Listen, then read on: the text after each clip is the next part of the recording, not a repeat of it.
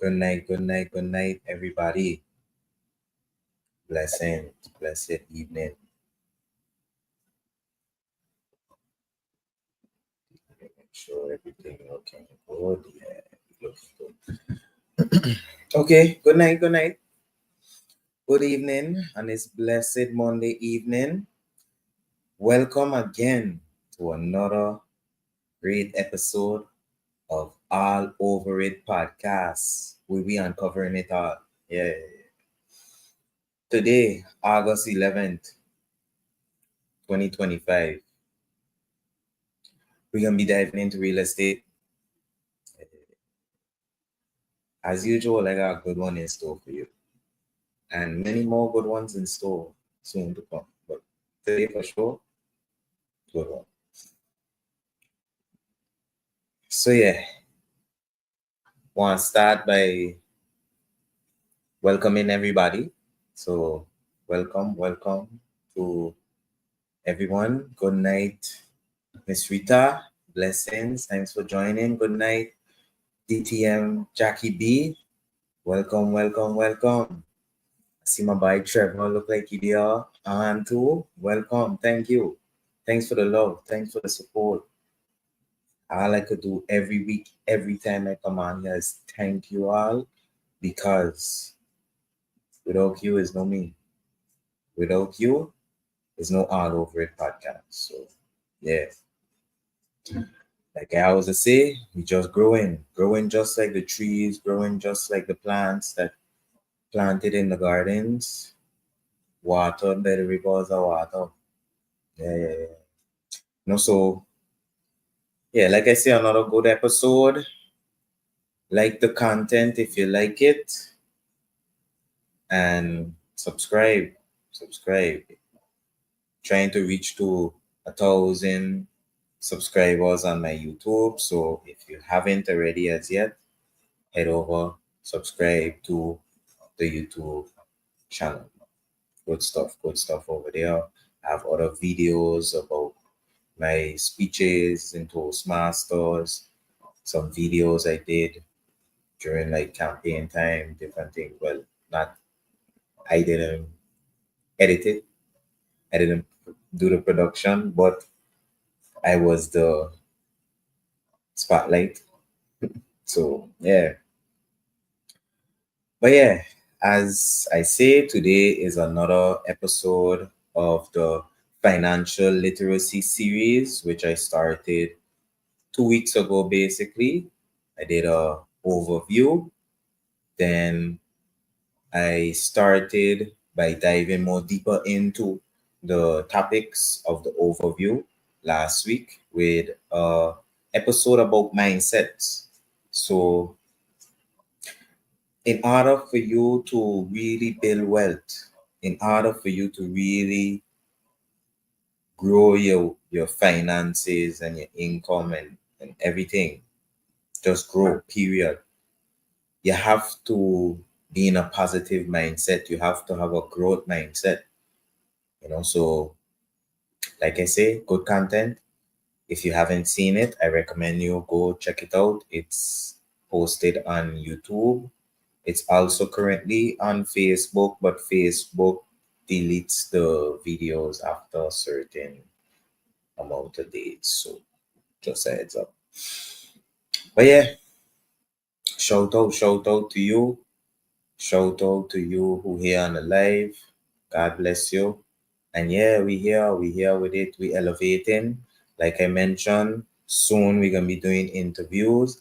I have an interview lined up with a gentleman speaking about dividends coming soon. So yeah, yeah. We just elevating things. That's what it's all about. When you have an idea, it's starting here.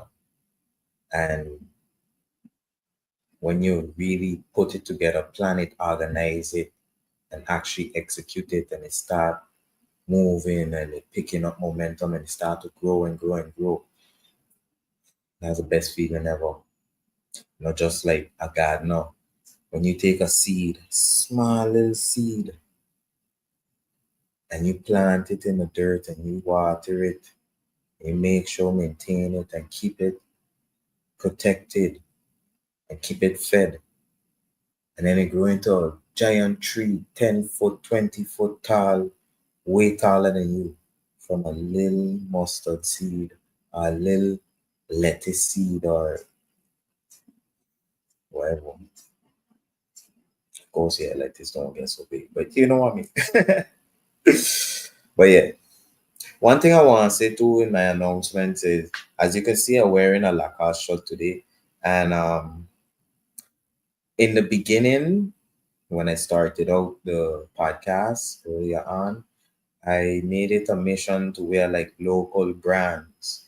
I had some shirts from different local brands and I would wear them to promote the local brand. So if you know anybody that got nice local brand, nice tees, even like sweatshirts and everything, let me know. Leave a comment in the chat or send me a direct message, whichever one. But yeah, I all about promoting St. Martin, promoting my people, and love for my country. Plain and simple. Plain and simple. So anyways, to get right into it, diving right into it, I am going to get into the motivational message of today. Good night, Jonathan. Good night, TM Jonathan. Blessings. Thanks for joining. Appreciate it. Appreciate the support. Like I said today, I'm talking about real estate. Right now, I'm about to get into my motivational message for the day, which is live life on your own terms. Live life on your own terms. Don't let anyone dictate to you how to live. Live life on your own terms. When you let other people tell you what you have to do and how to live, that don't feel good. In the moment, you might feel like you're doing it to learn or get ahead because this person is on a certain level you want to be on. But you can't want to be someone else. You have to be you. Nobody else can be you. And that is your superpower. You have to be you. You know how good it feels to make your own decisions, your own choices, to wake up, tell yourself, today I'm going to do this. And then you do it. That feeling is heavy. And that feeling of accomplishment too. Nothing better. When you plan something and it manifests, it feels great. Just like I was just talking about. Sometimes it starts from an idea. And once you plan it and organize it well and execute, it feels so good to see what you thought of or something you planned out or thought out manifest into reality. Telling you, it feels great. Even now to something simple. Maybe you wake up and you say, you know what? Later today, I'm going to get some food by this specific spot I like. I just work hard. I want to treat myself. When you go and get that food, let's be honest. Tell me that food don't taste like the best food in the world. It feels good because you executed. You tell yourself you're going to do something and you do it. You created a plan and you followed through.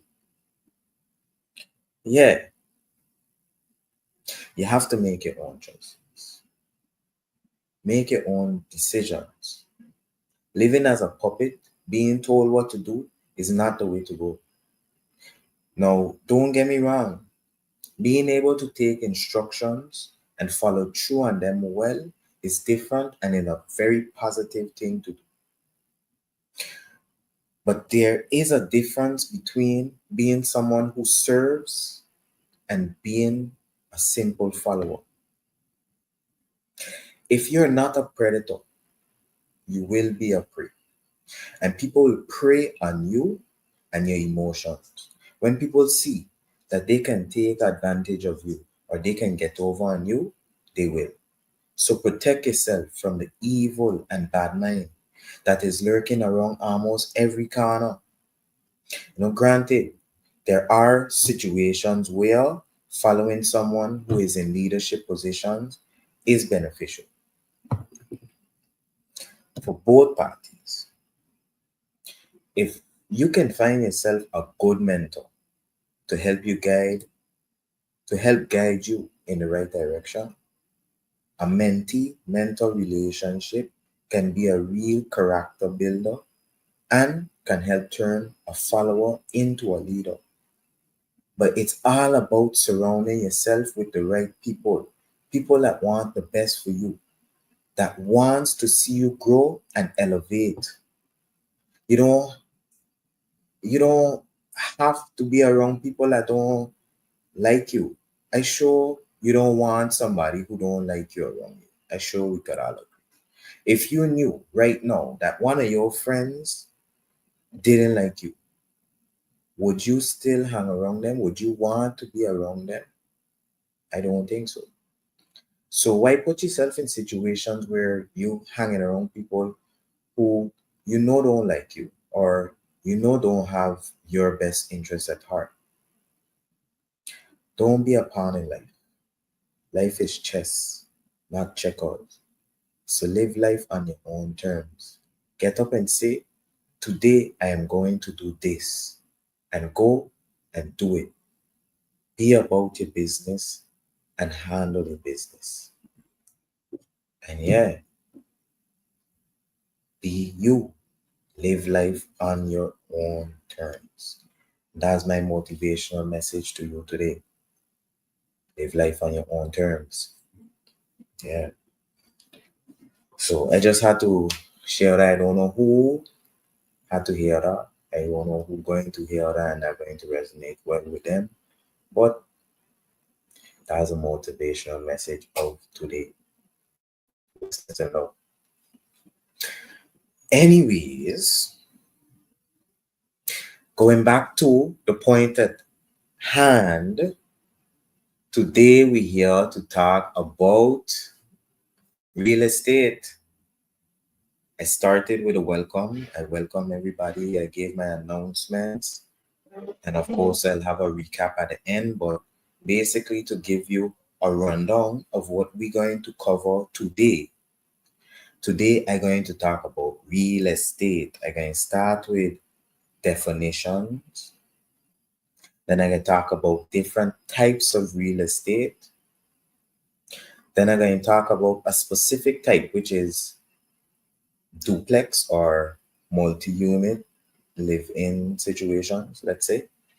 Then I'm going to talk about Airbnb, and especially because recently I came into some information about new innovations Airbnb did, and I would love to share it with all you. So you don't love. And yeah, I want to talk about some pitfalls and then get into a duplex example. Good night, Adorno. Blessings. Thank you for joining. Blessings and thank you for the support. Appreciate it. Yeah. Love alone. Yeah, so like I say, today we're going to be touching on real estate. I'll set it up like this. Yeah. So let me pull up my screen and get us into it straight one time. Yeah. So like I say, we're going to get into definitions first. So this is an article from Investopia. I personally like Investopia site very much. They very insightful. They have a lot of articles, a lot of information, knowledge building information about financial literacy, you know. And yeah, good stuff. And just to remind everybody, all of the links that I share on these podcasts, I post them in the description and can be found on YouTube in the description section. So everything I share, all the links, if anything interests you and you want to go back and review it, you could just go to YouTube, the YouTube channel, go to the specific episode, and once you click on the description section and you scroll down, you'll see all the links. You click on the one you're looking for. If it's all of them, click on all of them. But yeah, real estate, definitions, types, how to invest in it. Great. And this is a recent article, updated 2025, June 7th. Great. So let's start with a definition. Real estate. Real estate is property that consists of land and any permanent structures or improvements on it or made to it. Good. So what is real estate? Real estate is defined as land and any permanent structures like a home or improvements attached to the land, whether natural or artificial. Real estate is a form of real property. It differs from personal property, which is not permanently attached to the land, such as vehicles, boats, jewelry, furniture, things that could move. Let me see, farming equipment, anything that could move. So in this article, it has, like I say, definitions, explanation about what real estate is, an understanding about real estate, so what land refers to, different things, so you could understand the different terms, because as it says here, the term land, real estate, and real property are often used interchangeably, but there are distinctions, and it goes into the distinctions and the different portions. Then it continues, talks about what are types of real estate. So want to get into this portion. Residential real estate, any property used for residential purposes. Example, including single family homes, condos, cooperatives, duplexes, townhouses, and multifamily residences. Great. So in other words, a single family home is, you have a house, let me say you have a piece of land, your house is just a single family. So your house maybe have 2 bedroom, 3 bedroom, and is for one family. So only one person live there. Condos, that goes without saying. Duplexes is like a property with 2 units. So it'll be like maybe 2 1 bedrooms or 2 2 bedrooms. Whereas, like I was explaining earlier, some people, when they get those, they decide to live in one and rent out the other. So then they kind of like living for free in a way. They getting paid to live. They getting passive income from their house where they live, let me say, from their residence. But that all depends on how you set it up and how you manage it. So you can't say you're making passive income, or you can't say it's a investment or it's a positive financial opportunity when, let's say, you gotta pay the bank or whoever your investor is maybe 1,200 and you only get 900 from your tenant. So then you still gotta figure out how you're going to pay the rest. But anyways, all that we're going to get into. So like I talked about residential real estate, then it goes into commercial real estate, which is any property used exclusively for business purposes, such as apartment complexes, gas station, grocery stores, hospitals, hotels, offices, parking facilities, restaurants, shopping centers, stores, theaters. So think of like a mall or a shopping center. Those things are commercial real estate. Even, let me say, here in St. Martin, they have like places where they have like a grocery store at the bottom with a Chinese store or whatever at the bottom, or with a different type of business, and then upstairs have residential, so they have like apartments. So all of that would be considered like a commercial property because it has a business in it. Industrial real estate, any property used for manufacturing, production, distribution, storage, and research and development.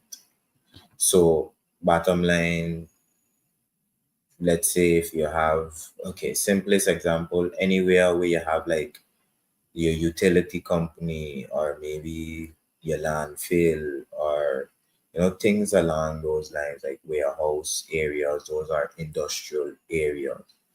Then you got land, which is including undeveloped property, vacant land, and agricultural land such as farms, orchards, ranches, timberlands. um, Special purposes, which is property used by the public, such as cemeteries, government buildings, libraries, parks, places of worship, and schools. So I just wanted to get into these different types here and then move on to, like I say, this specific article is a very insightful article. I recommend you to check it out.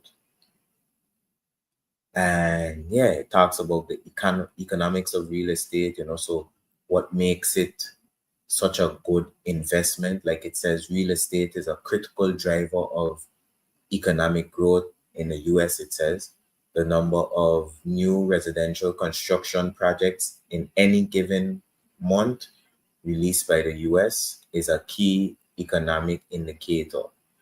The reports, including building permits, housing starts, and housing completion data for the different homes, is good and the helps for use for seeing the economic growth of a country. So even for here in St. Martin, is the same thing. We see in a lot of real estate development going on, whether large scale commercial properties or different, let's say maybe residential properties persons are redeveloping or developing now from the start, from ground up. And basically this just says that it explains why and gives an idea of how the economics behind the real estate works. Continuing on, how to invest in real estate. Some of the most common ways to invest in real estate include home ownership. So, like I mentioned, maybe you buy a house for yourself, you got a good job, you decide, you know what, I want an asset, I can invest in a house. Great for you, kudos. Maybe you decide you want to invest in a rental property. You don't want to live there, but you just want to have some apartments so that you could get some passive income generated. Or they have house flipping. Now, one type of real estate investor is a real estate wholesaler who contracts a home with a seller, then finds an interested party to buy it.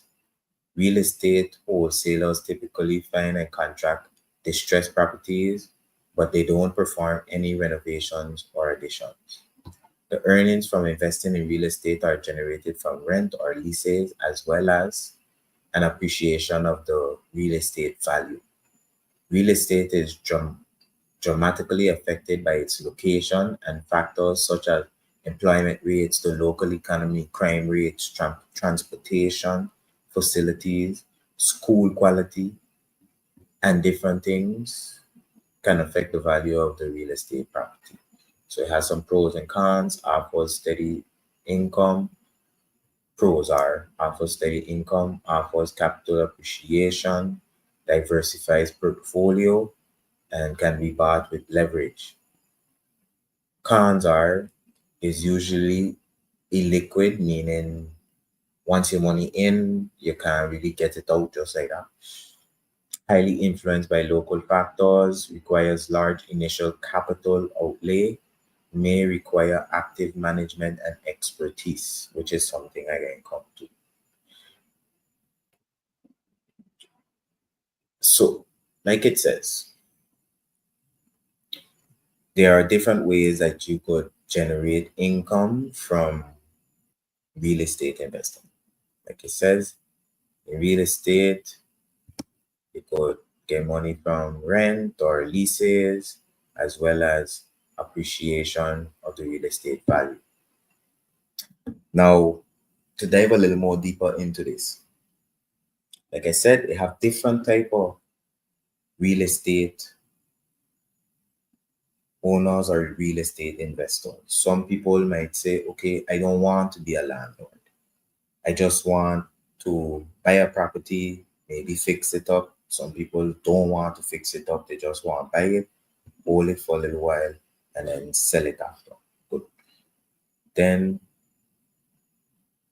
they have people that decide, okay, maybe I'm not going to build any property or any structure. I'm going to just lease the land for whatever purpose the leasee decide, whether it's maybe for farm purposes or even if they have a operation that they want to put there, they don't want to build, but they just want to, let's say, not build a big building, but maybe they just want to like build some sheds or some places to store equipment or put down some containers, different things of that nature. So you could either rent out your spot or, like I said, maybe you don't have a property, but you have a piece of land and you say, okay, let me try and make some money from this. You could lease out the land. So meaning it's not for sale. You're not selling it to the person. You're just allowing them to use it for a set period of time, whether 10, 20, 30 years, they'll be paying you for the use of that land and then you generating money every month. They got to pay you, whatever agreement you guys come up with, depending on the what you have available, what they able to do, negotiations. Right? But like it says, appreciation of the real estate value. So in different markets, different places have different situations. So like it says, real estate is dramatically affected by its location, different factors causes the price of your land, your property to whether go up or go down. So appreciation means the value of it gone up. So let me say maybe you have 200,000 or maybe you have a little nest egg. You decide, okay, I can go to the bank and get this property I've been looking at. Maybe the property costs 200,000, maybe you got 10,000 or 20,000 you could put on that the bank willing to work with you, farmer agreement. Okay, now you got your land. You started out with it at 20,000, 200,000. Sorry, that was a value, estimated value. But now after a year, maybe 2 years, you don't do nothing with the land yet. But now because around it, maybe they build like a little shopping complex or maybe a school come nearby, or even if it ain't nothing built, just the area just more attractive, it appreciated in value, the area, your property, your $200,000 piece of land would now be what, 220, 250, maybe even 300, maybe even 400, depending on how much the market appreciates, that sector, that section of the market appreciates over time. So this is what it's basically talking about. But they really have a lot of ways to make money in real estate. If you are a real estate agent, or let me say like you are investor, but you just go in buying property, or you're not even buying the property, you just like a finder and you get in your finder's fee. So like it says, it was saying real estate wholesaler contracts a home with a seller, then finds an interested party to buy it. So, like it mean somebody that want to sell their property, maybe they're having a hard time to sell their property. You could go sign a contract with them, tell them, okay, well, look, you want 200,000 for your property, but I know somebody that want to buy a property. They might be willing to pay 250. So the 250 is mine. I mean, the apologies, not the whole thing. The 50 is mine. The profit, the extra, it would be mine. You could formalize that deal, get that going, and you don't have to be the person buying the property, or you don't have to be the person selling the property, but you could make $50,000 just by seeing it through, seeing the process through. As usually they call that person a broker. You brokering the deal. So there are a lot of ways to make money in this world now. It's just what you going to do, how you going to make it. Even me, sometimes I don't feel like I sleep in. Like, why, Ali, you sleep in? People 14 years old, millionaires, $400,000 a month, I think. 2025, we sleeping. If we ain't got millions of dollars in the bank account right now. So I just trying to help we grow together, man. Real that. Anyways, so yeah, like I say, very, very, very, very, very good article. I can move on to the next one, but it really have a lot of information about different types. Like I say, if you want to get into it, it giving you pros and cons and different things. They talk about REITs, talk about the pros and cons of that. At least with the REITs, they have a level of liquidity, so your money ain't just tie up for the whole time.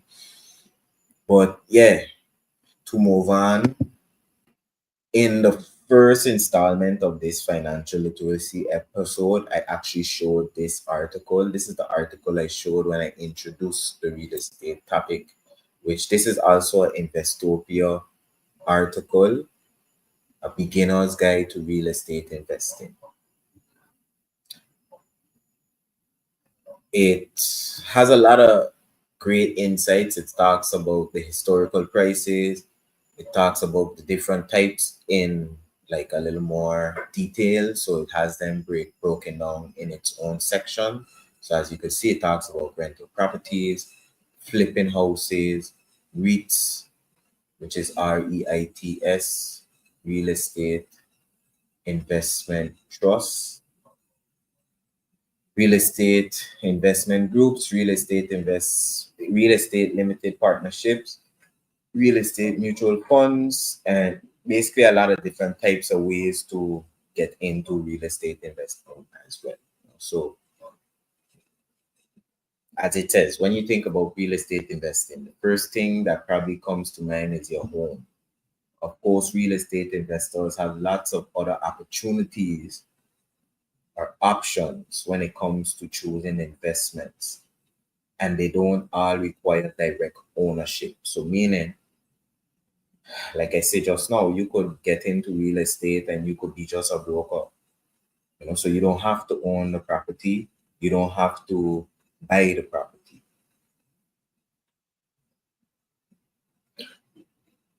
Real estate has become a popular investment vehicle. Here's a look at some of the leading options for investors, along with the reasons to invest. Great.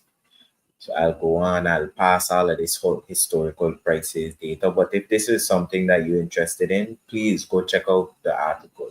Great stuff. Just, for interest of time, we don't have to go into the whole article. And yeah. So I just wanted to go into the different types that they mentioned. So rental properties. If you invest in rental properties, you become a landlord, basically. So you need to consider if you'll be comfortable in that role. As the landlord, you'll be responsible for things like paying the mortgage, property taxes and insurance, maintaining the property, finding tenants, and dealing with any problems. Unless you hire a property manager to handle the details, being a landlord is a hands-on investment. Depending on your situation, taking care of the property and the tenants can be a 24/7 job, and one that's not always pleasant. If you choose your properties and tenants carefully, however, you can lower the risk of having major problems. One way landlords make money is by collecting rent. How much rent you can charge depends on where the rental property is located. Still, it can be difficult to determine the best rent because if you charge too much, you'll chase tenants away, and if you charge too little, you leave money on the table. A common strategy is to charge enough rent to cover expenses until the mortgage has been paid, at which time the majorities of the rent becomes profit. The other primary way that landlords make money is through appreciation. If your property appreciates in value, you may be able to sell it at a profit when the time comes, of course, or borrow against the equity to make your next investment. While real estate does tend to appreciate, there's no guarantees. Okay, great. So I just want to elaborate a little more on the last part, especially, but then get more deeper into this topic about real estate, rental properties, and the landlord situation. Something I familiar with. So I'll also get into my personal story on that note. But like it says, like I was just mentioning, when you own a property, a rental property, you don't just get rent. You also able to sell the property down the line if you decide.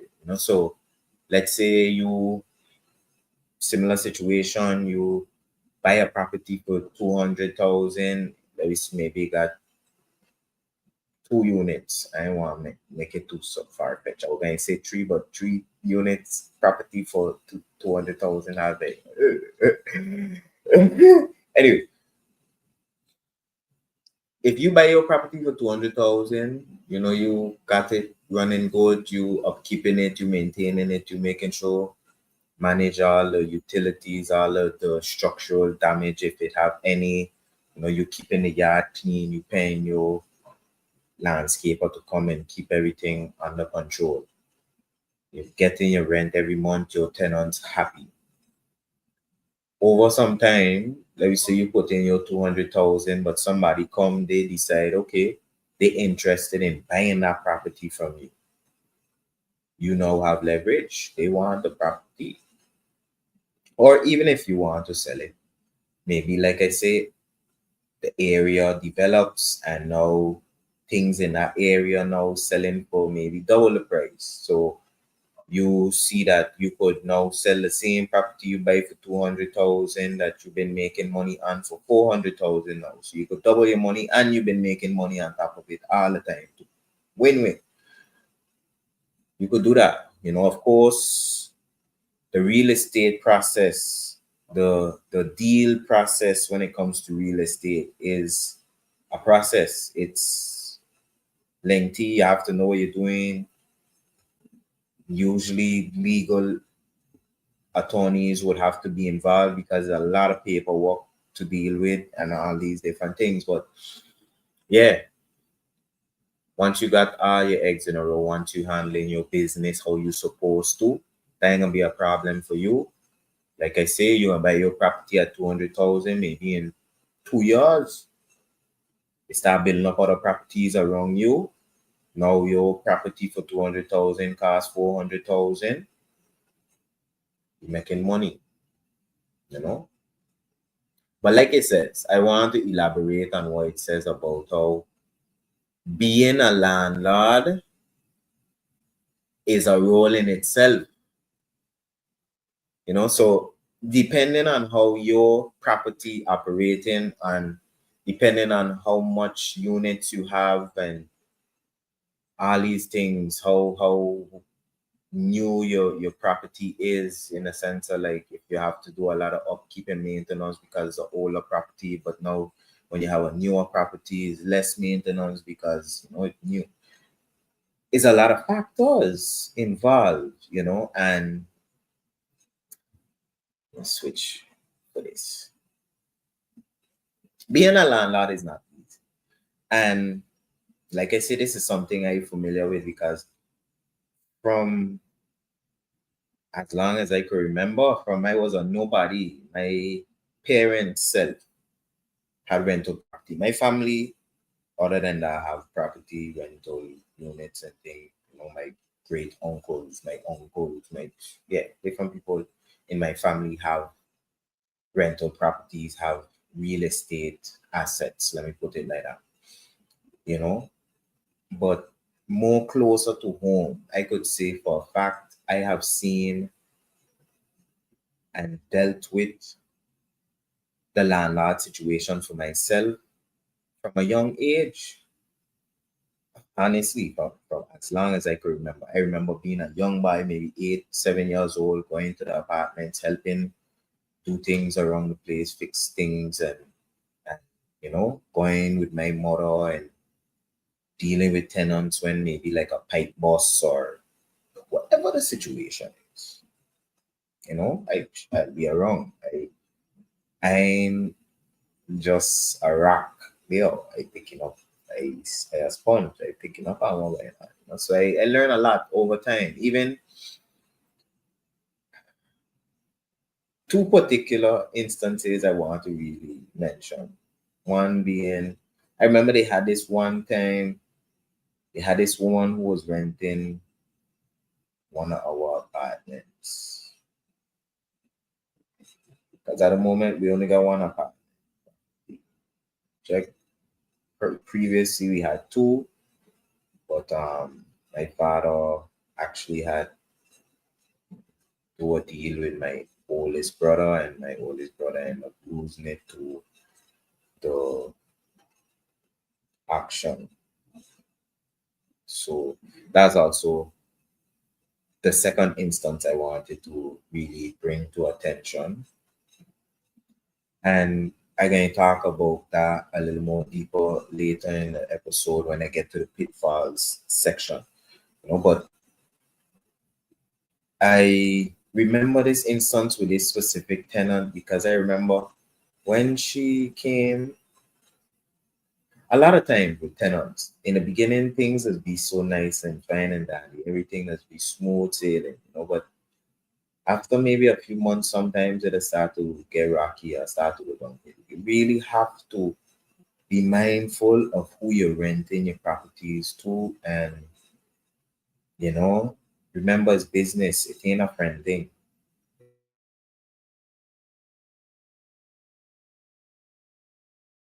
Rules don't falter for nobody because people will take advantage of you. Because yeah, going back to the situation, which like I say, numerous other situations I've been around. So I've been seeing these things, I've been dealing with these things, I've been dealing with things even recently. It's always something sometimes. But so I go. Anyways, they had this lady. She signed the contract, 1 bedroom apartment, make this in the contract is stipulated, it's a 1 bedroom apartment, so you're only supposed to have a certain amount of people living in there. Really and truly, this is like for safety and fire hazard reasons. They ain't just like me or we say, "Bah, you know what? I don't want a bunch of people in my house, or I can keep a control of my tenants." No, like, you rent the property. Of course, once you respect my property, don't mash up my property. You could do whatever you want inside the house. You check. That's how I see it. Once you pay me, and once you don't mash up my property, don't mash up anything you meet in there. Could mash up your bed, mash up your couch, mash up whatever you want. You could backflip off the bed, rock down the TV stand. Live la vida loca, but just respect my property. You check? Don't if in the contract says only able to have two, three people living in a house, don't have six, seven, eight people living inside a house. You check. So, anyways, the woman signed a contract, stipulated not how much people are supposed to be in a house, like living and sleeping. And long story short, closer down to the end of her contract, the severance of her contract, she had, like I said, maybe about seven, eight people living in a one bedroom apartment. She moved bed in the living room. She get new baby, all kind of thing. And to top it all off, not paying the rent. Okay, good. So you're done breaching the contract. You're done doing wrong, but then to double whammy it, to double trouble, you won't want to pay the rent.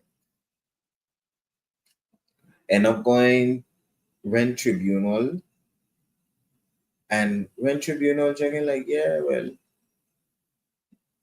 usually, let me just say, usually rent tribunal does vote in the favor of the tenant because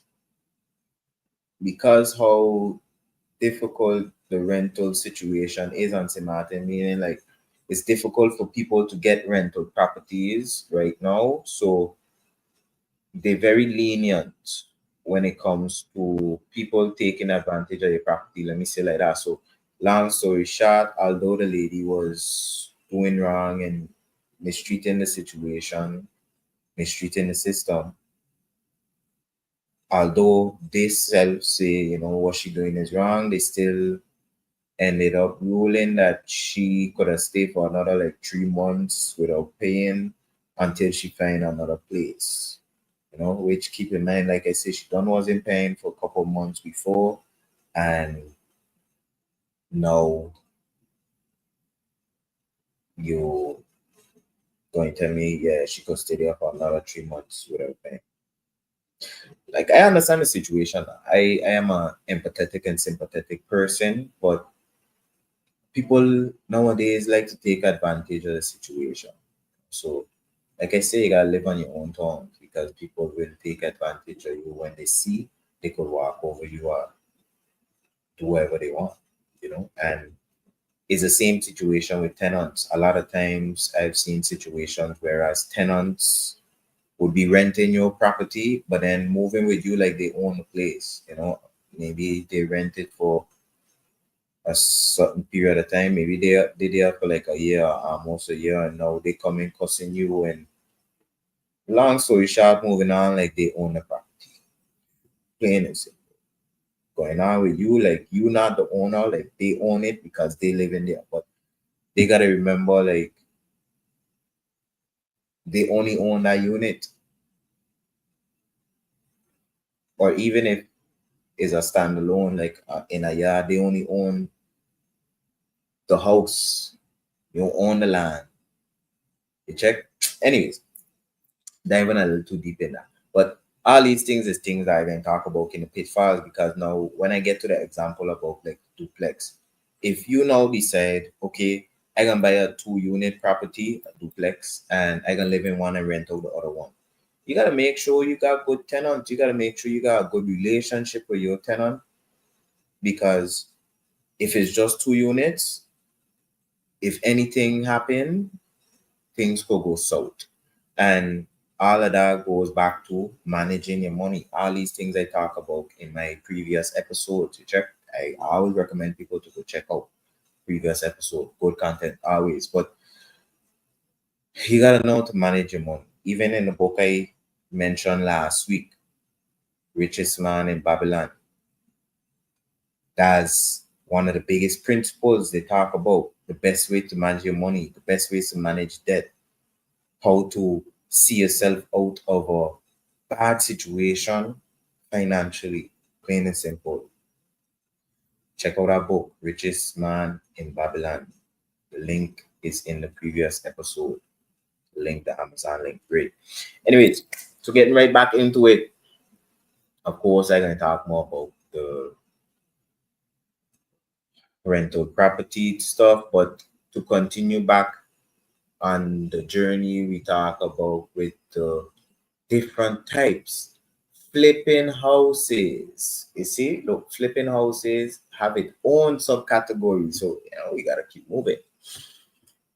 Flipping houses is basically for anybody who's familiar with like trading, like stock market, like a day trader, and it's very different from buying and holding.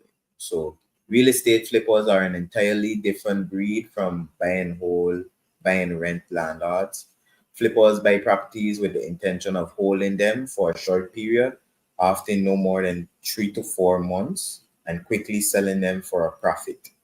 There are two primary approaches to flipping a property: repair and update, and hold and resell. Repair and update, which is you buy a property that you think will increase in value with certain repairs and updates.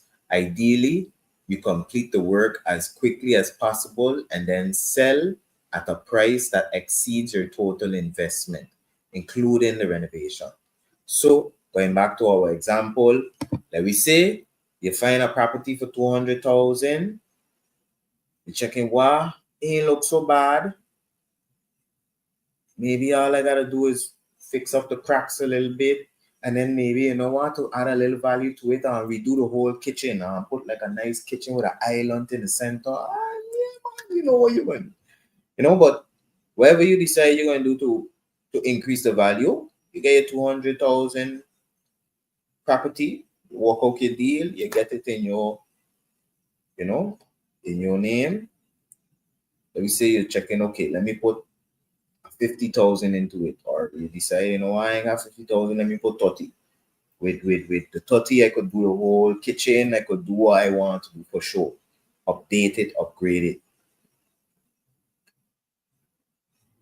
And within 4 months, you do your renovations, and then you put it up for sale, maybe 400,000, 500,000, or maybe you decide, let me go easy, 300,000, because I ain't do so much. Let me say 350. So now you just make 120,000 on top, just because you fix up a little kitchen, maybe you change the bathroom a little bit, change out the cabinets or something. Within 4 months, you make 100,000, 120,000. Yeah. Yeah, so we go. So, oh, whoa, don't know my own strength.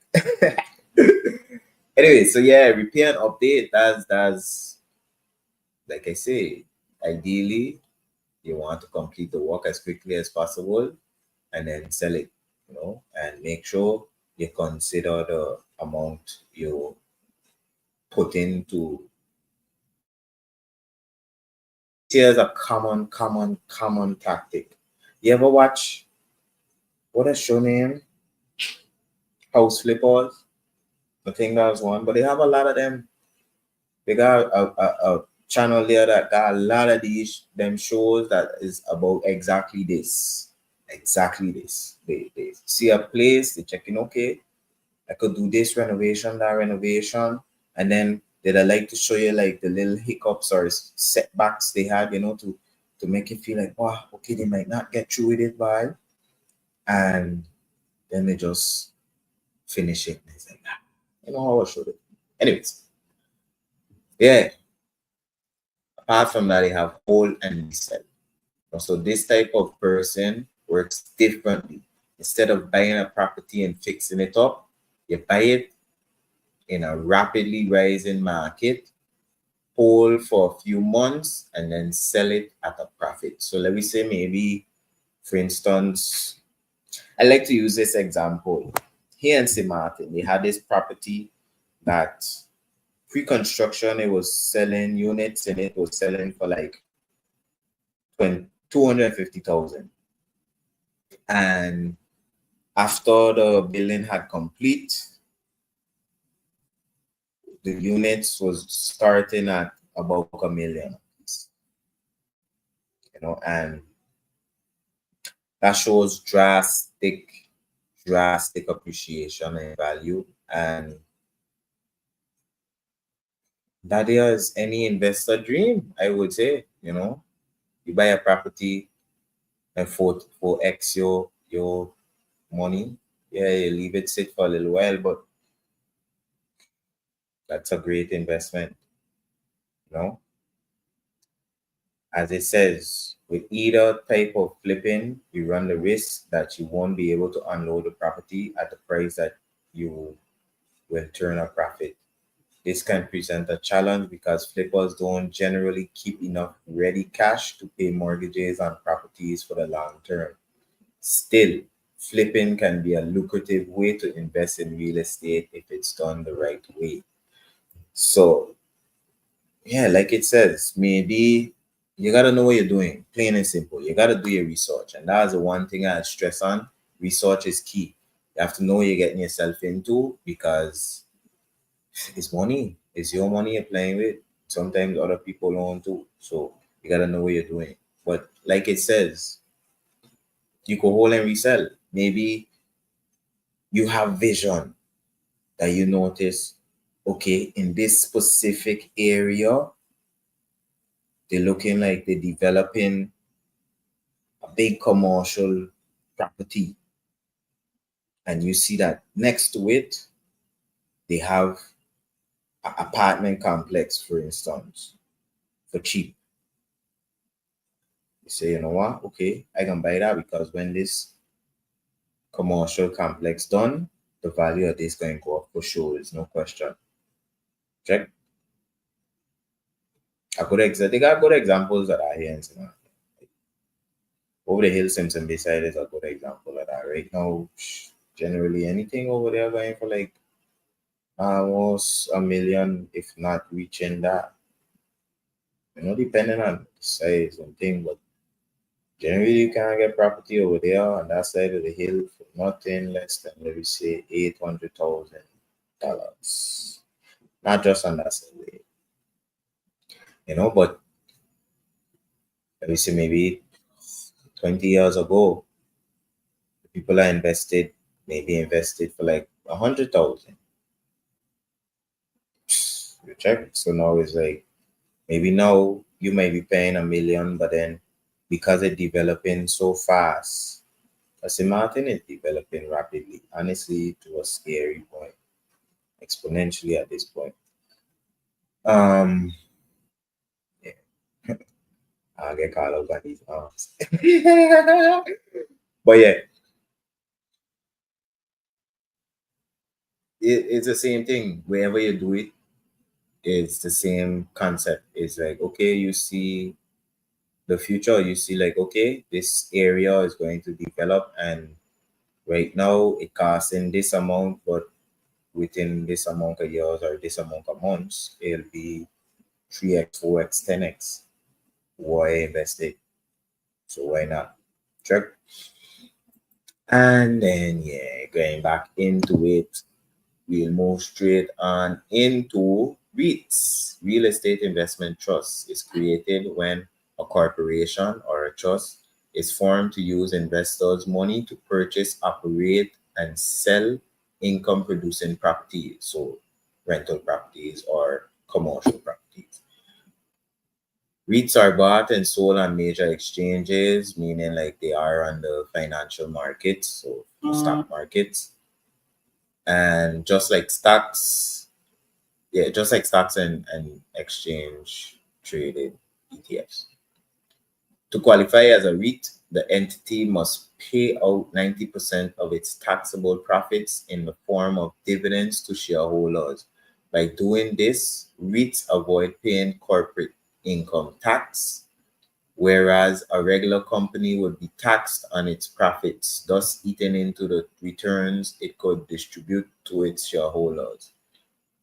Much like regular dividend paying stocks, REITs are appropriate for investors who want regular income though they offer the opportunity for appreciation as well. REITs invest in a variety of properties such as malls, about a quarter of all REITs specialize in these, healthcare facilities, mortgages, and office buildings in comparison to other types of real estate investment. REITs have the benefit of being highly liquid. So, what this is saying is, firstly, let me say REITs is a way, like it say, to get into real estate indirectly. So, let me say you want to get into real estate, but you don't want to go through the deal process. You don't want to buy no property. You don't want to be no landlord. You don't want to have no tenants harassing your brains. You could just get a REIT. Well, let me not say get a REIT. Get in a REIT. Invest in a REIT. So there are many different REITs available. They actually have one that I invested in. I my money actually still locked up in that right now, so I can't really say about the payout and those things. But what I can say is every month I was seeing dividends being put back into my account. So yeah. Anyways, REITs, like I say, is a easy way to get into investing in real estate. And unlike the one I just expressed I in, they are usually highly liquid, meaning the biggest benefit with REITs compared to getting into normal real estate is you could get your money in and out. So liquidity in investing, liquidity in finance, in money period is meaning like you're able to get it back if you need it. So liquid money, meaning if somebody asks you what you have in liquid, what you have in liquid cash, meaning like what you have on hand, what you have that you could pull, what you have that if an emergency arises, you could pull and use it. So when you hear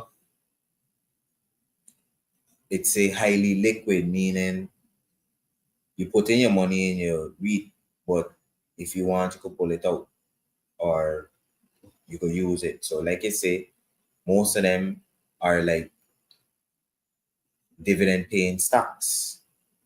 Most of them are like high paying dividend stocks because like it say, the entity have to pay 90% of its taxable profits in the form of dividends to shareholders. So 90% of whatever profits they get in going to you once you invest in them. So like let me say for example, like I said, I invested in Diversifund REIT and I made an investment of $500 every month as the Diversifund REIT fund, that specific program that they had running. Every month that they made profits, they would take majority of that profits and pay every single person who put money into their project, including myself. Check, check. So you got money coming in for sure. But like it say, it's highly liquid. So if you decide by I need that $500 now, or let me say maybe it appreciate to 520. We say maybe a month, 2 months pass and you check my I need that money. No, it's my money and I need it now. Check. Like the old commercial go. In REITs, you could pull it out. Unlike usual real estate properties, real estate investments. You check on normal investments, your money lock up, your money tie up. Yeah, yeah, yeah. What going on? Big up my boy Cisco one time in a building. Yeah, yeah, yeah. Shout out my boy. Big up yourself one time. You don't know. Yeah, yeah, yeah. Showing them how to make money. Real estate. Yeah. But yeah, REITs. So like I talk about the rental properties, I talk about flipping houses, which is another real estate venture. I went on REITs. Now they have all these other ones, real estate investment groups, real estate limited partnerships, a lot of different ones. I'll recommend you, if this interests you, if this information from this specific article interests you, I will leave it in the description section on YouTube after this live ends. But to move on, I want to get into this aspect, like I mentioned, the duplex investing. But before I get into that, I want to show how common it is, how popular it is. As you can see, all of these is articles about duplex investing, renting out one unit and lives in the other. Duplex investing, how to live in one unit and rent the other. I have a multi-family property. I live in one unit and rent the others. Buying a duplex and renting out half. Via duplex, triplex, fourplex to earn rental income. A lot of people do this. Look, a lot of numerous videos on this, let me say, real estate hack. Check a lot of different articles or resources about people buying duplexes. This is like a form of real estate investing, whereas, like I say, how to live in one unit and rent out the other. That's duplex. So, like it says, they got triplex or triplex, fourplex, quadruplex, and so on. So that's just the units. It's like 2 units and so on and so on. So, what is duplex investing and why you should consider it? Duplex investing is a strategy that involves buying a duplex property, living in one unit, and renting out the other. It can be a smart way to reduce your living expenses, generate passive income, and build equity in your property. In this section, we will explore the benefits and challenges of duplex investing and how you can get started with this approach. Main points to consider. Duplex investing can lower your housing costs. When you rent out one unit of your duplex, you can use the rental income to cover part or all of your mortgage payments, property taxes, insurance, and maintenance costs. This can significantly reduce your monthly expenses and free up more cash for other purposes. For example, if you buy a duplex for 400,000 with a 20% down payment and a 4% interest rate, your mortgage payment would be about 1,528. If you can rent out one unit for 1,200, you would only have to pay 328 out of your pocket for your housing, which is a good example. That's good.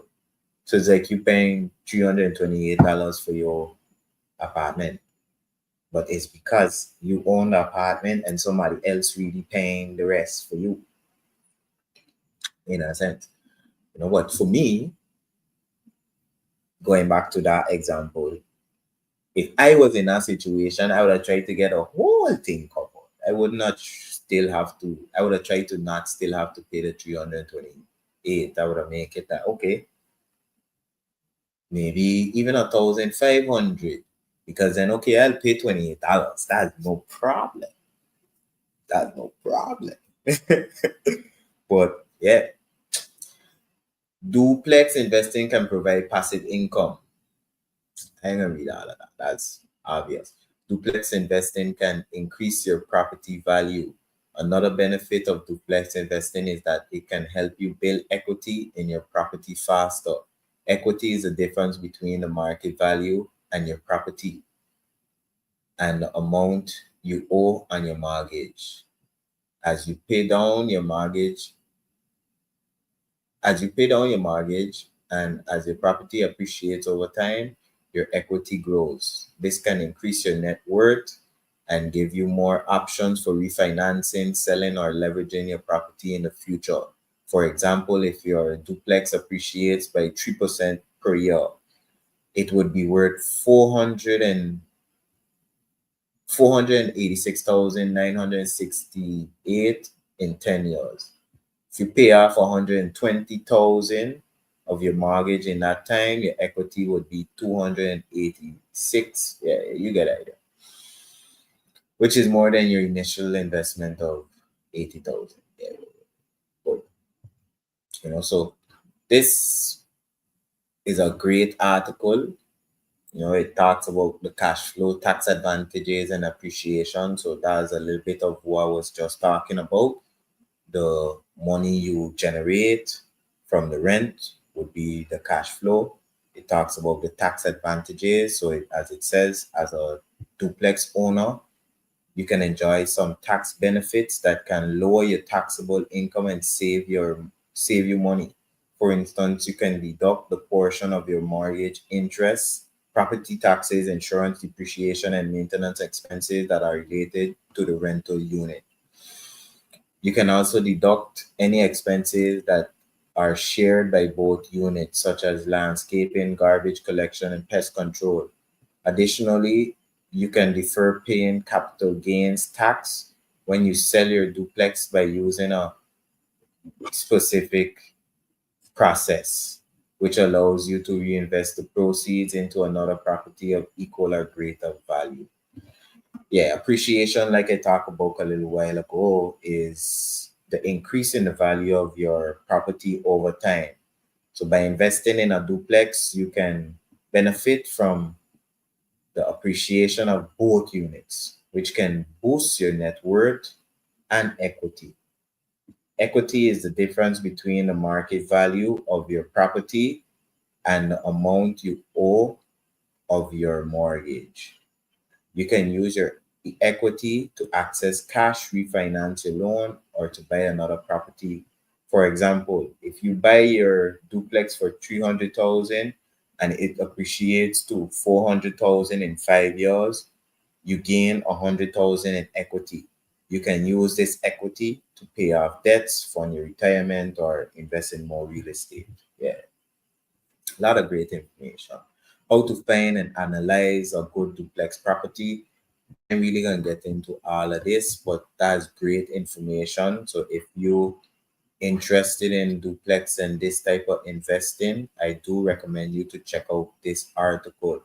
It talk about mortgage options, it talk about down payments and closing costs, because of course, especially if you're going to do this through the bank, they have a lot of costs involved. And I'm not saying that to deter you, I'm just making sure you're aware that we say they have fees from the bank, they have fees from the notary, they have fees, like it says, closing costs. So because they have lawyers involved, fees from them, so these is different things you would have to pay probably when you're closing the deal to purchase your property. Also, you usually have to put on a down payment. So like it said in the example earlier, you see a $4,000 $400,000 unit for sale. You decide you want to put on 20%. Just know that's 80,000. Check. So you gotta know, you gotta consider what you're doing and how you're doing it. Hey, hey, hey, hey, hey, big up my cousin one time. Blessings, my cousin Akin Roberto Richardson. Yeah, yeah, yeah. As he say, he just tuned in. But yeah, that's love because you're on. And I appreciate it. Appreciate the support. Appreciate you tuning in. And yeah, like you say, very happy that you're talking about owning property, buying property, and investing.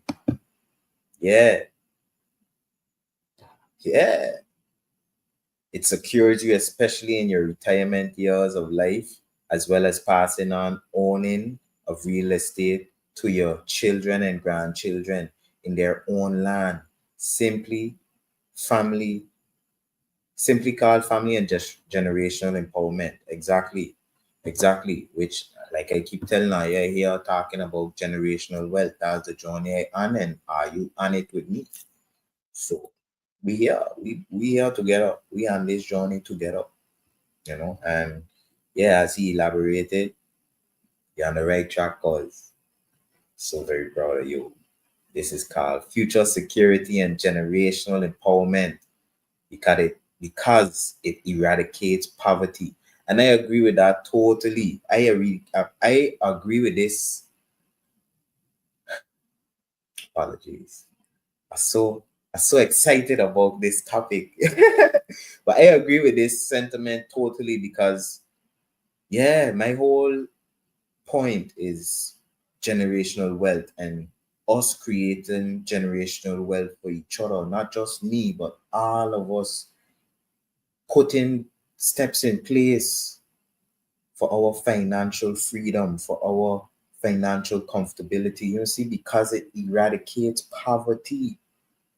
It's like when you own something, whatever it be, whether it's a business, whether it's a piece of property, even if it's small scale, you buy some type of equipment to rent.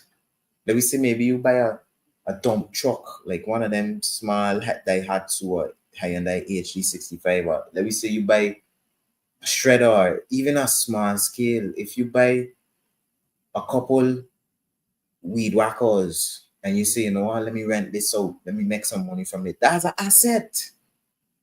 That is an asset. You own something that making you money.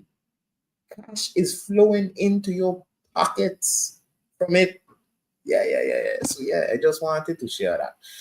Anyways, just to know all these things is important. This article is very good. So like I say, if you're interested in real estate in general, but if you're interested in duplex ownership, meaning like living in one unit and renting out the others, which is a very great strategy, check out this article. Although it's of course geared more towards like a foreign land, not our country, St. Martin specifically, it has good insights that could, really be helpful, you know.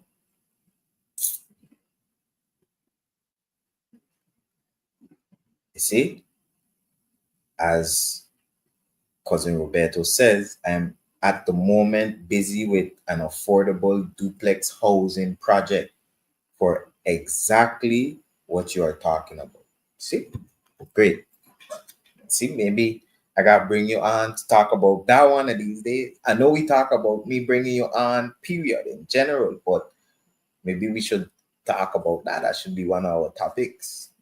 But, anyways, diving right back into it. I say I ain't gonna really get deep into this part, but I just want to show you like some of the options you have for loans. You really in the states, but like I say, have a lot of comparison. I mean, a lot of connection and similarities here as well.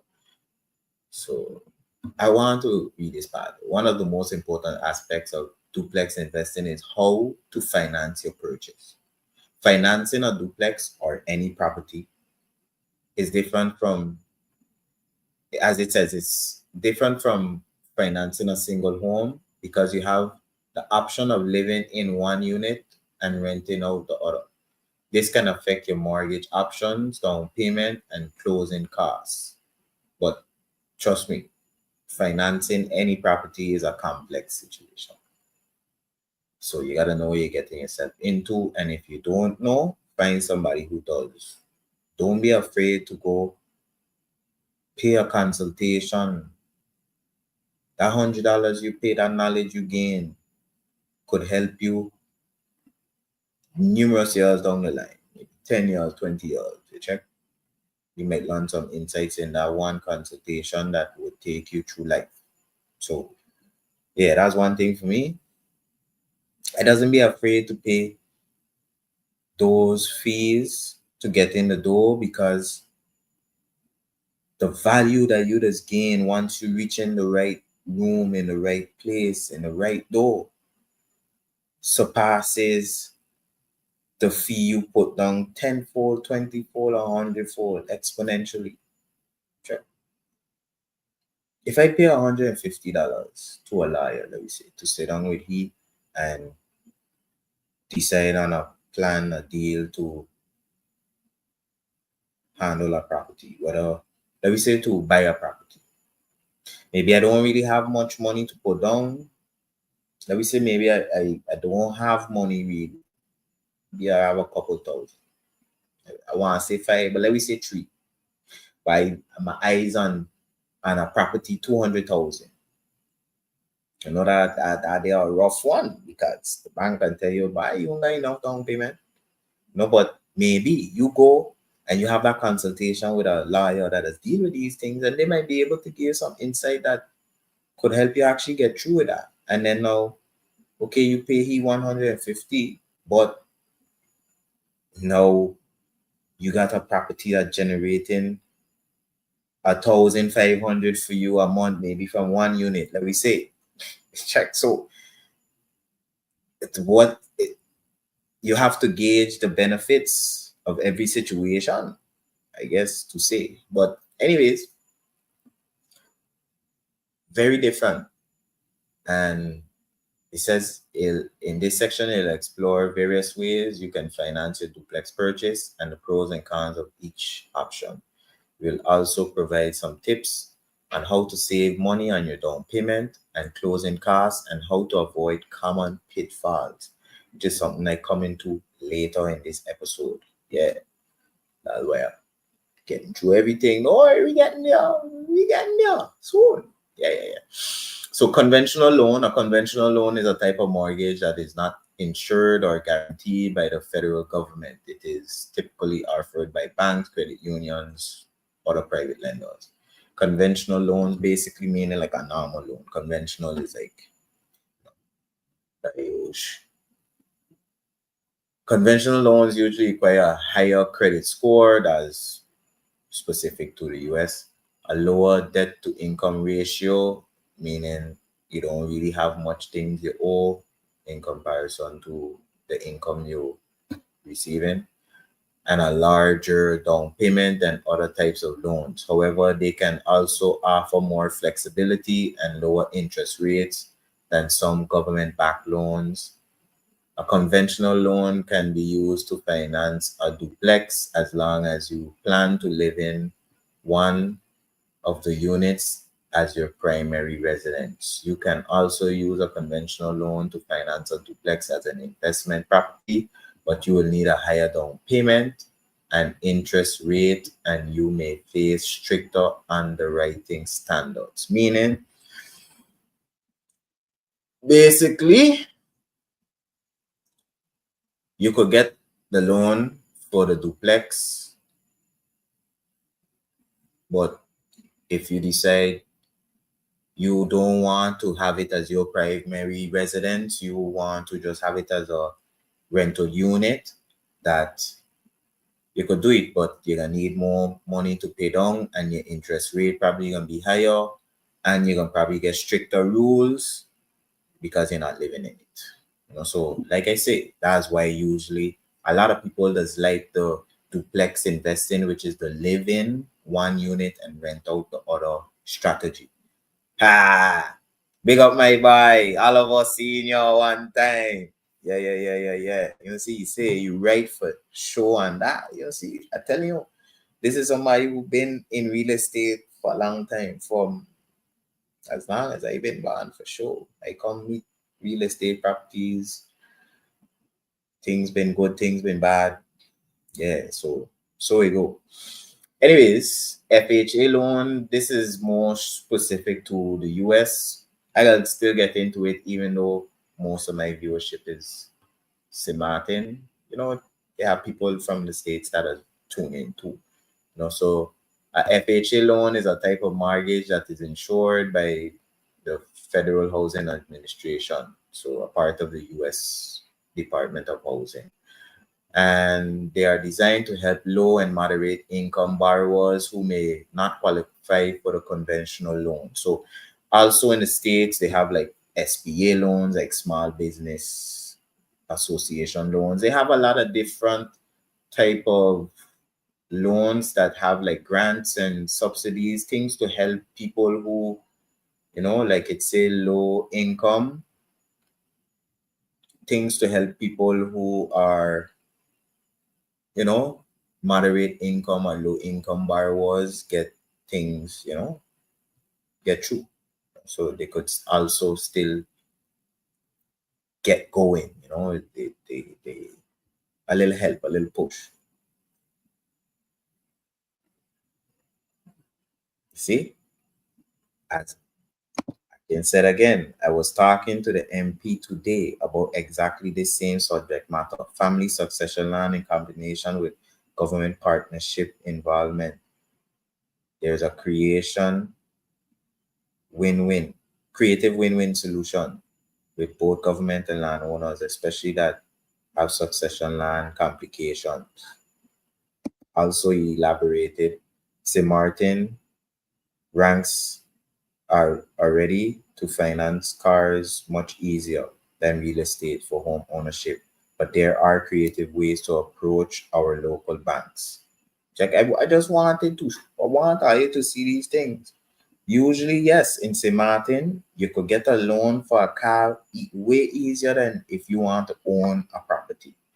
But as it says, it got ways. You gotta be determined. You gotta be like a train on the track that get away. You have to be steadfast in what you want, you know, know what you want and go for it, plain and simple. Yeah, if you be creative, you could make things happen. Even a good example, in my last class of a business course I in, we end up diving deep into AI, but using AI for finances, so to create business plans, to do basically this. Basically, last week Thursday, I sit down in a class, whereas a presenter spoke to us about, let me say you want to get a loan to build your business, okay? You need this amount of money because you don't sit down and you brainstorm what you want to do, and it's gonna cost this amount to get started. So you're gonna sit down and you're gonna say, okay, well, I need this amount of money, and this entity charging this percent, this amount down. I only got this. You got basically, long story short, AI is like an assistant, like a partner to help you brainstorm. And they have a lot more features and capabilities than just that, than just talking. It could do a lot nowadays. But just to say, if you're in a situation like that, you're checking like, man, I only got $3,000. I want to invest in a $200,000 property here in St. Martin. How I could do that? What I could do to go to the bank? How could I approach them that they're gonna give me that loan? And you work it out. You don't have to do it by yourself. You could call somebody. If you want, you could call me, message me. I'll help you. You check. But if you want, you got AI, you got ChatGPT, you got Gemini. Just make sure when you're typing in what you want to do, be clear. You check. Know what you want. And when you go to AI, make sure you give it what you want in a proper, clear manner so it could give you what you want clearly. Good. See, it says again, the KIS approach, meaning keep it simple, is the way to go to help our St. Martin people. Amen. So I see there, I see it on the screen. When you check back the episode, you'll see it. You can go check them out on Facebook. Yeah. But yeah, anyways, so most of this here talking about loan, home equity, loan or line of credit, some tips on how to save money on your down payment and closing costs. Shop around for the best mortgage rates and terms. Different lenders may have different rates. Apply for down payment assistance programs. I don't know how ooh, they got a here. But that's basically like if you want a property, you go to the bank tell you need like 20%, but you only got like 5%. You could apply for a down payment assistance, and certain places would help you.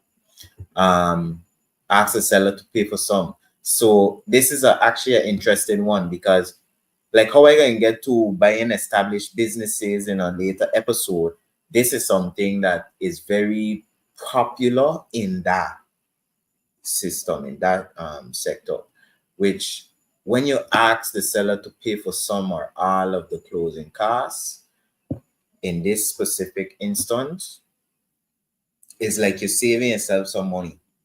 But now in business, they have, whereas you buying an established business, but let me say maybe the seller want to retire, so they really don't want it. They really want you to come and take it over. Some sellers would be willing to accept what they call a certain percentage of sellers financing, meaning you go get a loan for a certain amount and the seller would kind of waive the rest, or not waive, but you'll just pay them like a monthly salary. So kind of like the mortgage is like you're paying them extra. So let me say you go buy a business for, let me say, 200,000. Maybe you gotta pay your loan, which is, let me say, 2,000 a month. Just for a simple example, really can be less for 200,000. We say 2,000 a month, but then now the seller put up or was willing to give, let me say, maybe 30% seller financing. So then 30% of that money would end up going to the seller. Well, of course, they'll probably have a little interest on top of it. But yeah, just to give you a simple example. So like I say, 200,000, you go to the bank. Of course, they're gonna have extra fees you gotta pay. You go to the bank say, okay, we can give you, let me say, 170.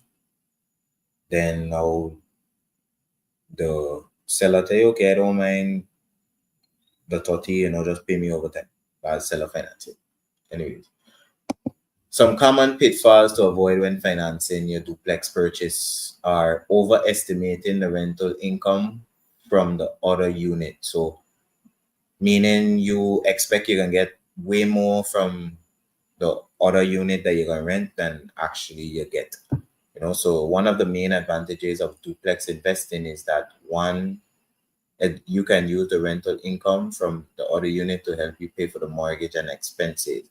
However, you should not rely too much on this income as it may fluctuate depending on the vacancy rate, the market demand, and the tenant's behavior. So like I was saying earlier, maybe you got tenants that start out good, but then start to falter. Things just happen, so that's why managing your money is a good is why I always stress on. You gotta know how to manage your money because rightfully you should have at least 3 months of expenses saved as a nest egg, at least. So let me say if you like all the expenses, so your mortgage is 1,500, let me say, and then you gotta live. So let me say all your personal expenses come up to maybe another 1,000. You live in frugal. You got to now be able to cover your expenses. So not saying that you gotta rent your property for 2,500, but you gotta now be mindful and save that if maybe in a year time the person that you renting to decide they want to move out, you gotta keep in mind the space of time when you're looking for another tenant. It could be 3 months, it could be a month, but all that time your bills still gotta pay.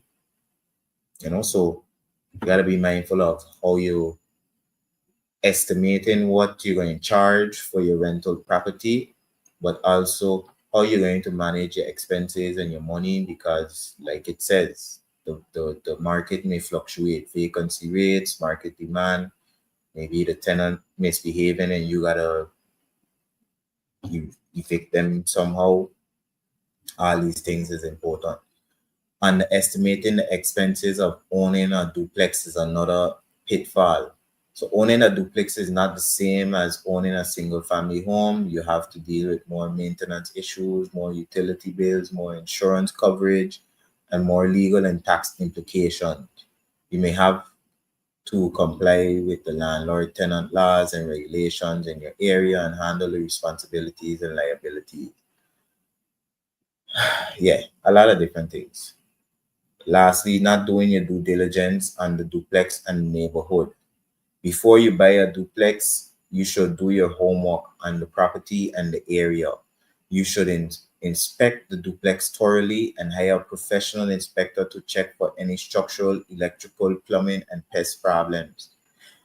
You should also research the neighborhood and look for factors that may affect the value and desirability of the duplex, such as crime rate and the school district, the amenities, the zoning, and the future development plans. So, bottom line, what it's saying is do your homework, research your property properly. If you really want to get into this investing of any type of real estate, yes, they specifically talk about the duplex, but for any, you gotta do your due diligence, know you're getting yourself into with any investing, whether it's stocks, whether it's real estate, whether it's anything, a business, know what you're doing, know what you're getting yourself into, do your homework, plan, organize yourself, get it done, pack, and then execute with everything. So I want to move on to the next point, which yeah, before I do that, like I said, this is a great article. It talks about tips for managing your tenants and your privacy if you're doing that duplex thing, because you're going to be living next to your tenant. Repairs and renovations and landscaping, ways to, deal with it, noise, parking, utilities, so you got a lot of resources. I do recommend you to go and check it out. Like I say, all these links will be left in the description section on YouTube after the live ends. Great. Airbnb. I want to talk about Airbnb a little bit because it was brought to my attention recently that Airbnb has now expanded their offerings to not just stays, but also they have now what they call experiences and services. But before I get into that, I want to show you. Let me say we type in St. Martin. We want to find a place to stay, Airbnb, St. Martin. Check in, let me say we're going to check in next week. Let's say next week, Monday, stay in a week. Cool. 2 adults. Cool. No problem. Great.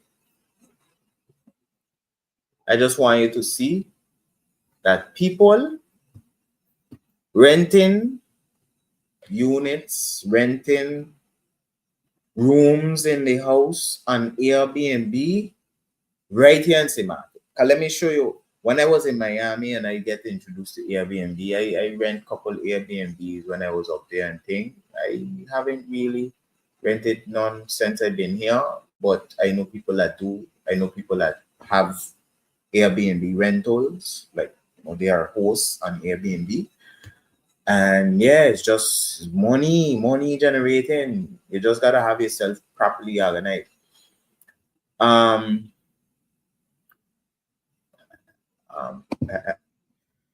What I want to show you is rooms. That's specifically what I want to show you. Because on Airbnb, you could of course rent like a whole place. So you could rent like an entire apartment. So like an apartment, like a condo, like a unit in a building. You could invite and rent a whole house. So let me say like a standalone unit. So let me say like here in St. Martin, a lot of our houses are just a house with land around, so you got your yard. You could rent that on Airbnb too, but Also on Airbnb, you could rent just a room. So let me say like they have certain visitors or guests that they don't want a whole place. They don't want even like a kitchen and all that thing. They just want a room so they could sleep. They probably ain't even gonna be sleeping there too long. So they just want some place that they could lay their head. Maybe if you put a little microwave, so if they got some food to hot up, they could hot it up. Maybe a little fridge, if anything. But a room.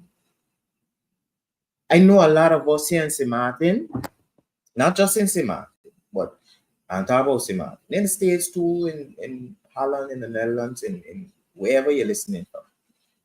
I know you probably have a space in your house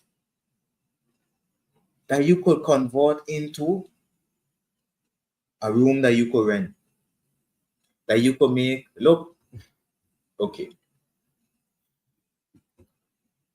I mean, I want to look for like something that's like on the lower scale of thing. So let me filter a little more. Let me filter a little more. Filtration. We go down. Let me go down. Still high. Okay. Yeah, I think it's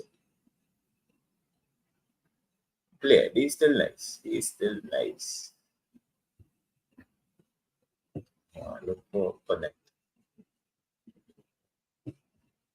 Look connect. This is oh, change the date to 1 day.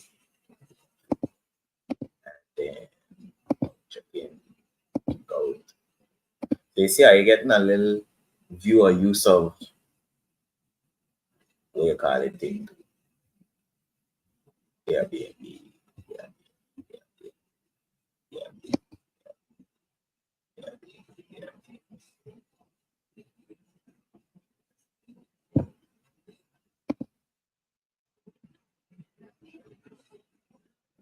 Budget double room in St. Louis, room in Marriott. One for 97 for one night, one for $83 for one night.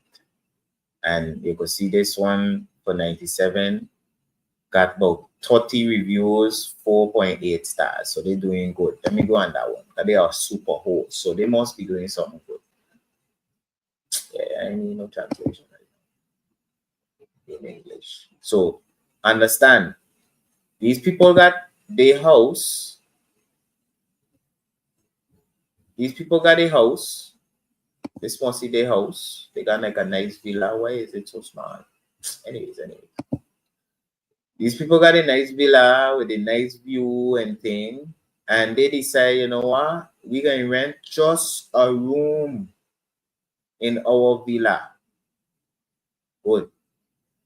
And I could imagine this room is just the bed. As you can see, they just leave you with like, the toiletries you need. So your towel, your wash rag, other little things that you'll need. I could imagine in that room, look, ain't even got a TV. I ain't seen no TV. But I could imagine it probably got a closet and then you got access to a bathroom if they don't have a bathroom in the room, and that's about it. So you'll be charmed by this adorable place to say, I want to see what you're getting, but it ain't showing me everything. It's showing me okay. Well, yeah, I just want to show you how people doing things. The lady literally renting a room. People renting room.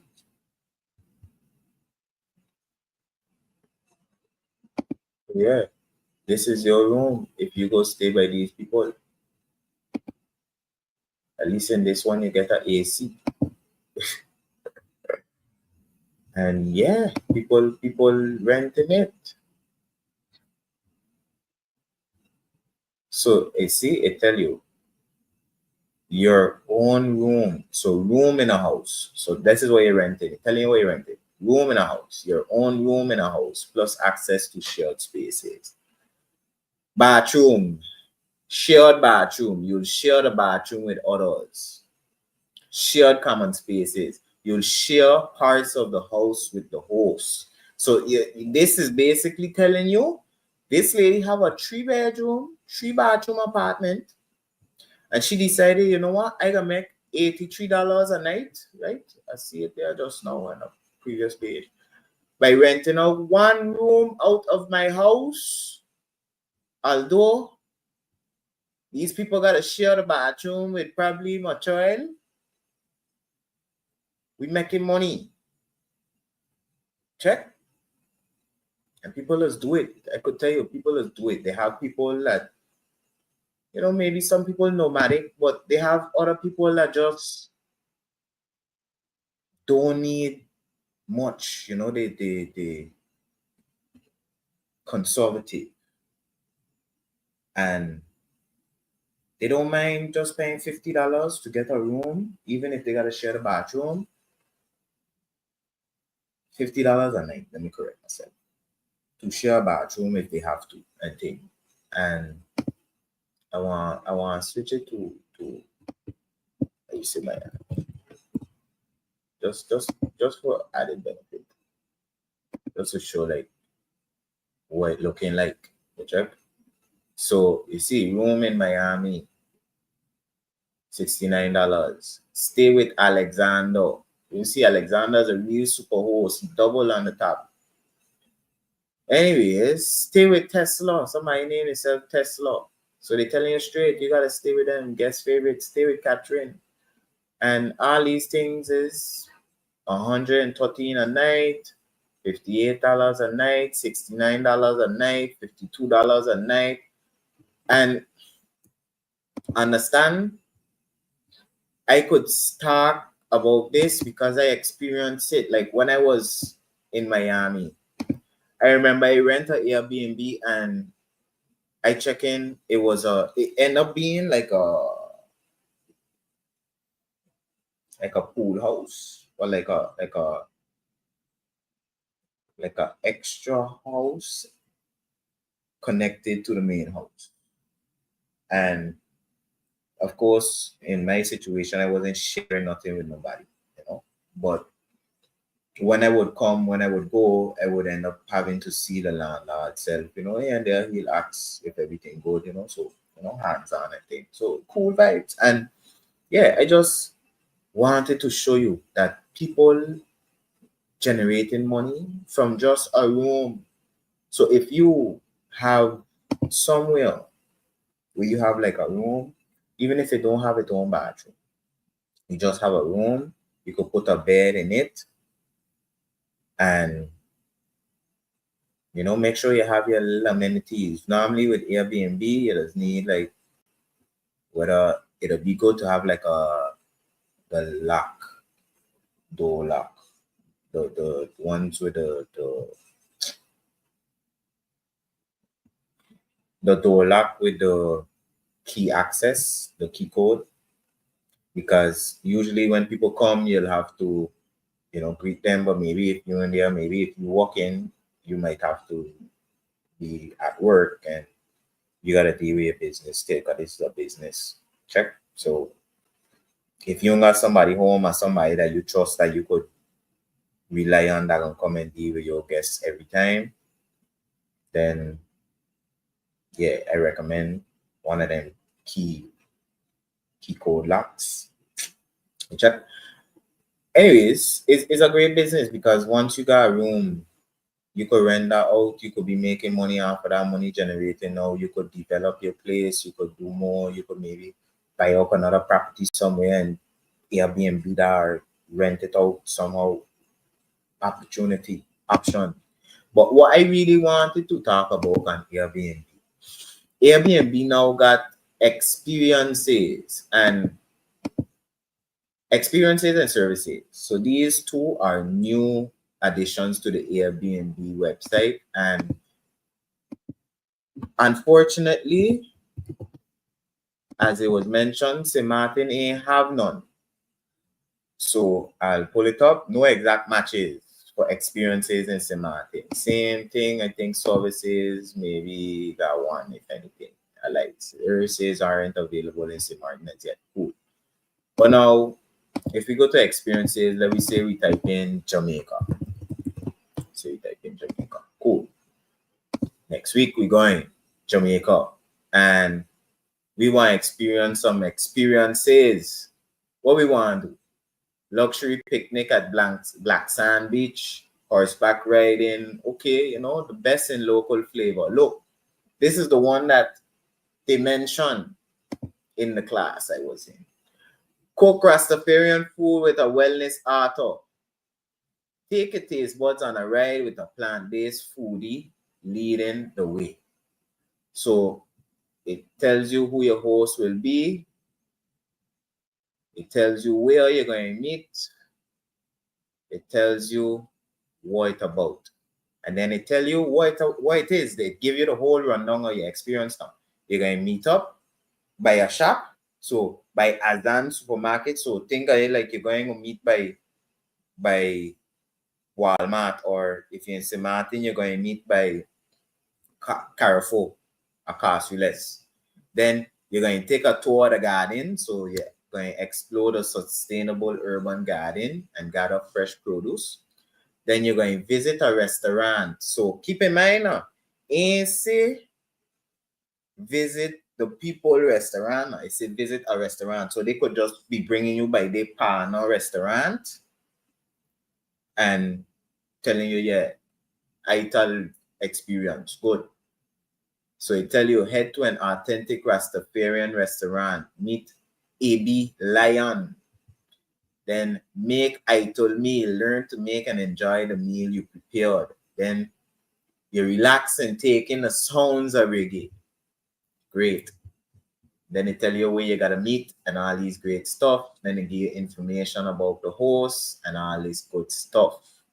People who reviewed it already. Imagine 49 reviews, 4.9 stars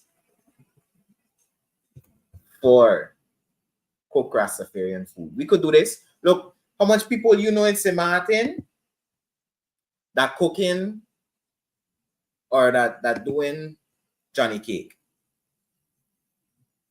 How much people from St. Martin you know that doing some type of local dish, maybe tart, maybe something that they could make an experience out of? Imagine, envision me here now. Think on your aunt that you know to make food nice. Best cook you know. Make sure you gotta follow food handling practices. Make sure everything, you know, done in hygienic ways. Check that these things is public things and this is your reputation. Check, but once you're doing things on an upstanding way, once you handling your ways and at a high standard, you can't tell me you can't envision. Close your eyes now and envision yourself seeing your auntie with a group of 20 people, black, white, Hispanic, everything, coming to see her cook her food from all over the world and paying her, let me say, $20, $30, $50 a head. Quick maths. 50 times 20. Somebody do that for me in the chat. 50 times 20. I know what it is now, but wow. Just know that's one group, because you could have it step that. Let me say if it's an hour you spend with these people, you could do 3 groups a day. 20 people, $50 a head. 50 times 20 is 1,000. Let me just clarify that. So if you got 20 people coming by you, they're spending each $50. That's $1,000 for that one group. You do 3 of those in a day. That's $3,000 you make in that one day. Of course, Airbnb, whatever platform you're using, got the percentages they're gonna take. It's nothing big, small. But all of this is opportunity. You can't sleep on yourself, man. You must have something you could bring to the market, something you could offer that have value, that you could increase your value and your worth in life. Know your worth and add tax, like I say in one of my previous episodes. Yeah. So that being said, it's already 9 o'clock. I do have some other things I wanted to share, but I ain't gonna get into that. I'm gonna just talk about this 8 mistakes that real estate investors should avoid, which I agree with all of these. Failing to make a plan, skimping and research, like I talk about the importance of due diligence, doing everything on your own. You don't have to do everything on your own. Forgetting real estate is local, overlooking tenants' needs, getting poor financing. All these things I agree with. So I recommend you to go check out this Investopia, which as you can see, Investopia is most of the articles we share today. Yeah, this one. And then it had a nice case study I wanted to go through, which this is a Reddit article, whereas is a nice example about somebody who was looking to invest in a duplex investing, the rent out one unit and live in the other unit. Or he was wondering if he should do that or if he should just rent out both of the units and live in another apartment. Because sometimes that might make more sense too, because think on it this way. If your apartment making 1,500, but then you living in one, you renting out one, so you're only making 1,500. If you could go live in an apartment for maybe like 800, that's $700 extra. You check. So some people might consider like, buy maybe even though I have rental property, I can still go and rent another apartment for myself, because then that's all money in by my property. Check. So it's you gotta do your research. You gotta look like this person. Like I say, they decided, you know what, they're thinking about it. They don't have an idea of what they want to do, but they just outsourced advice. They say, you know what, let me put it on the internet and get the idea of what people suggest, So not to say like they have to do what the people say, but just get some advice on best practices and then get the idea of formulating your plan of approach, So I did want to get into this and dive deeper into this whole thing and, kind of show a little bit of the responses and comments that the person got for it. But yeah, bottom line, I do recommend if you're interested in duplex investing or just real estate investing, this is a nice case study example. Like he said, I'm looking at duplexes around 250K, hoping to collect 1,250 in monthly rent per unit. I have enough saved up for 20% down. I am debating between the two different options since I do not mind the apartment I'm currently living in. So what he says, option one, renting out one unit and moving in the other unit, or option two, renting out both units and staying in my current apartment, which is 850 per month. So like I say, he check in, you know what? I don't know which one will really make more sense for me. Maybe I should just get a duplex and rent out both units, because then now I can get 2,500 a month. Because instead of me renting out one, getting 1,250, and then the other one I living in, which I still gotta maintain and upkeep both of them, I could stay in my place, which I paying 850 a month for, which the landlord then still have to fix for himself. So I don't have to fix that. Any real big thing in that apartment I living in, he gotta fix. And then I could still be making 2,500 from my two units, which then that paying for my mortgage for sure, and probably could cover my rent for my 850 apartment that I live in it, which maybe it might not, maybe I might have to pay a little more, but still It makes sense. It's just win-win. So I going to, like I say, leave the links for all of these things I shared in the description section on YouTube. Check.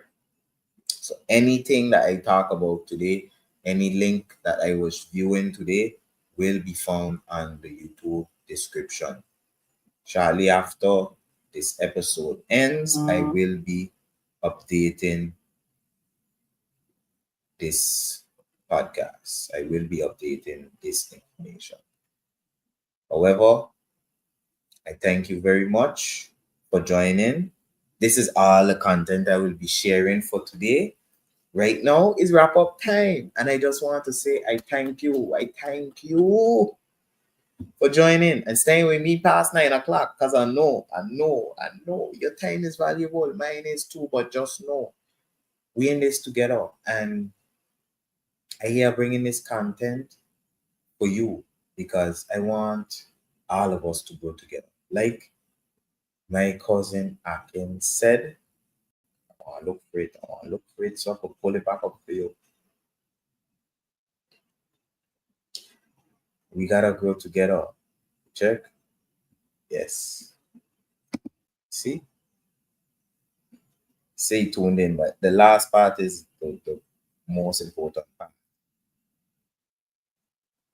Investing in property, buying and investing in property secures you, especially in your retirement years of life, as well as passing on ownership of real estate to your children and grandchildren in their own land.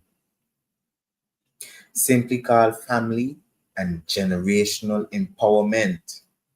Amen to that. Check. Don't you want to own something? Don't you want to say like, yeah, I own this. I have ownership of something in life, not just renting or just a consumer all the time. I own something.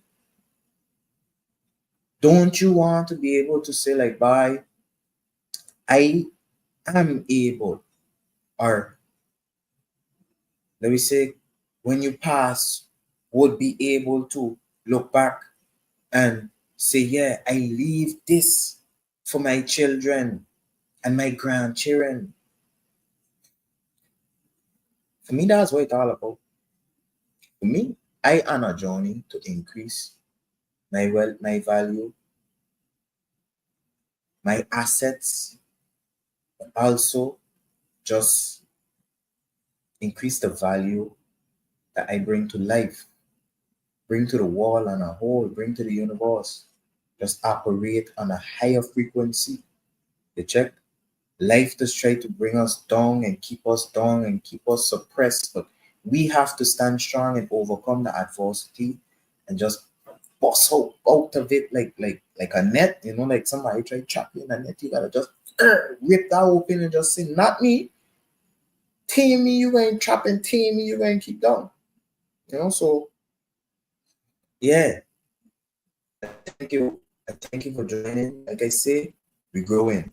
We're growing together. Just like the plants that you plant, you start from a little seed, they grow as a seedling, and then they grow into a humongous tree.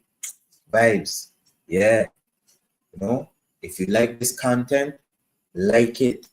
Go and like it on YouTube. YouTube, I bought YouTube as you see I in red today. YouTube. Yeah. I like YouTube. But yeah, if you're on Facebook, I got love for Facebook too. I got love for Meta. I believe in Mark Zuckerberg. But yeah, just know we growing. Like the content, like and subscribe on YouTube if you like it. Share it with somebody that you feel need to hear this information.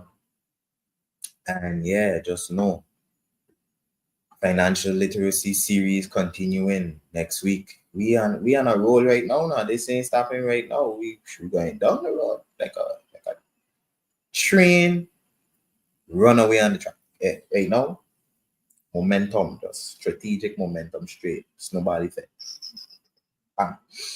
So yeah, like I say earlier in the episode, any local brands that let me know. Leave a comment, send a direct message, whatever. If you have a local brand that you want me rock support, I don't like to rock the local brands and shout them out and thing, get awareness. So I don't know. I actually obviously a marketer, I market in all these people company. But anyway, love alone, appreciate you.